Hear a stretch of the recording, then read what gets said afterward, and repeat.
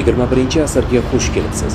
Telefonlar simsiz, avtomobillar kalitsiz, odamlar jinsiz, ota-onalik qadrsiz, yoshlar ishsiz, rahbarlar uyatsiz, ta'lim umidsiz, munosabatlar hurmatsiz, bolalar intizomsiz, chaqaloqlar otasiz o'sadi, nikohlar ma'nosiz, kechalar uxlamas, his-tuyg'ular yuraksiz, do'stlik mantiqsiz, sevgi ishonchsiz va xulq cheksiz.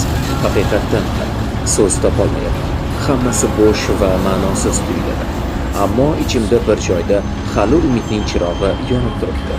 Bir kun kelib bularning barchasini tuzatamiz deb bu videoni yaqinlaringizga yuborib qo'ying.